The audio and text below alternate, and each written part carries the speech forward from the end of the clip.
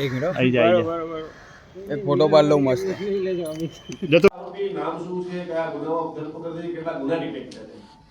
અમદાવાદ શહેર crime branch દ્વારા અમારી ટીમના એએસઆઈ અને તેમની સાથેના પીએસઆઈઓની ટીમે એક આરોપી જેનું નામ છે હિતેશ ફૂટરમલ જૈન કે જે શાહીબાગ અમદાવાદનો રહેવાસી છે તેની પાસેથી અત્યારે ટોટલ 41 ગુનાની કબૂલાત છે।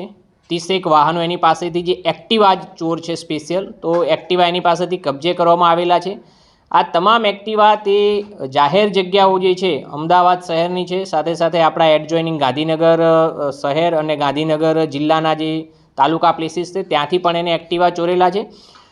આરોપીએ બાગ બગીચા હોય, બસ સ્ટેન્ડ્સ હોય કે જાહેર જે જગ્યાઓ છે ત્યાંથી પોતાના મોજશોખ માટે અથવા તો પોતાની જે જીવન જરૂરિયાતની જે એની રોજિંદી વસ્તુઓ છે એને પૂરી કરવા માટે થઈ અને આવા એક્ટિવા ચોરતો હતો।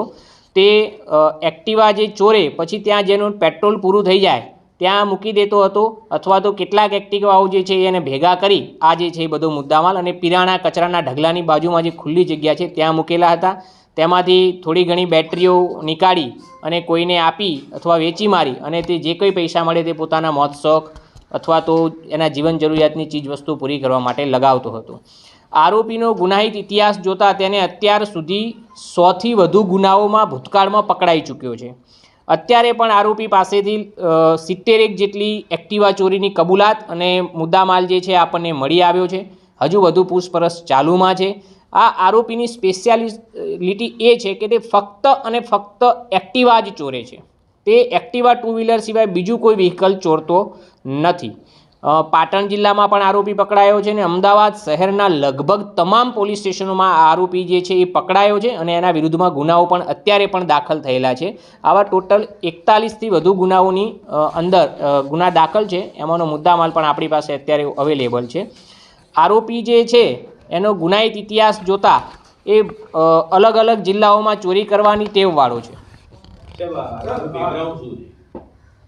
આરોપી જે છે એ કરોડપતિ આરોપી છે। આરોપી પાસે અમદાવાદ શહેરની અંદર 2 ફ્લેટ આવેલા છે। તે પૈકી એક ફ્લેટ જે છે એની કિંમત 1 કરોડ 20 લાખ રૂપિયા જેટલી સમથિંગ થવા પામે છે અને બીજો જે ફ્લેટ છે એની પણ આશરે 80 લાખ રૂપિયાની કિંમત એને અમને જણાવેલ છે। તો તે પૈકી એક ફ્લેટ જે છે એ પોતે એને ભાડે આપેલો છે અને એમાંથી જે ભાડું આવે છે તેમજ તેના મધર સાથે, એના ફાધર જે છે હયાત નથી, તેના મધર સાથે રહે છે અને એના ફેમિલી ડિસ્પ્યુટ છે એની અંગત બાબત છે, જેના કારણે તેના મધર સાથે રહી અને આવી રીતે ચોરીઓ કરવાના રવાડે ચડી ગયેલ છે।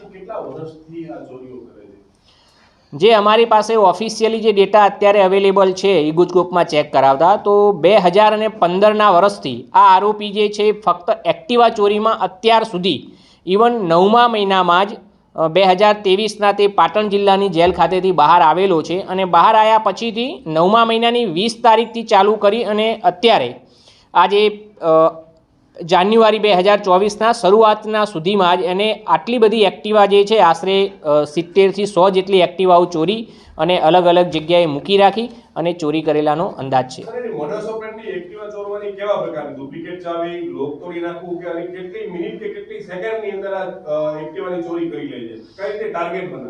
એ ખાસ કરીને જે જાહેર જગ્યાઓ છે, બગીચાઓ છે, બસ સ્ટેન્ડ્સ છે, રેલવે સ્ટેશન્સ છે, તો એવા જે લોકોને જે જાહેર અથવા તો કોઈ મોલ્સ હોય તો ત્યાં એ જગ્યા પર એ ડુપ્લિકેટ ચાવીથી એ એક્ટિવા જે જૂના જેવું લાગતું હોય અને અથવા તો એની જે કીઝ જે હોય એ ઘસાઈ ગઈ હોય અંદરના, તો જેને લગાવવાથી એક્ટિવા એ ચાલુ થઈ જાય અને એને અગાઉ પણ આપણે જણાવ્યા મુજબ ટોટલ ઓલ ઓવર 100 ઉપરના ગુનો વાંચેલા હોય એની માસ્ટરી છે।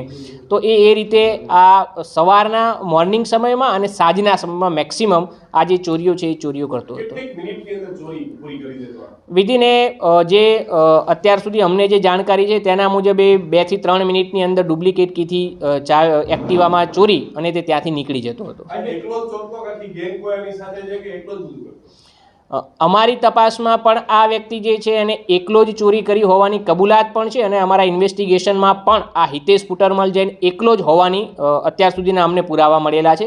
ભૂતકાળ પણ એનો જોઈએ તો એમ ભૂતકાળમાં પણ જ્યારે એની વિરુદ્ધમાં ગુનાઓ દાખલ થયા છે ત્યારે પણ એની સાથે લગભગ બીજો કોઈ ચોર હોવાની શક્યતાઓ ઓછી છે। એટલે એક જ વ્યક્તિ એકલો પોતાની રીતે જઈ અને કોઈ પુરાવા ન છૂટે તેવી રીતે આ ચોરી કરતો હતો। સાહેબ આ કઈ રીતના રેકી કરતો કે કોઈ વિસ્તાર એવો આઈડેન્ટિફાઈ કરતો કે આ જ વિસ્તારમાં કે આ જે ગાર્ડન હોય કે અથવા મોલ હોય એની બહાર ચોરી કરતો? આરોપી નાનપણથી જ બાય બોર્ન અમદાવાદનો છે.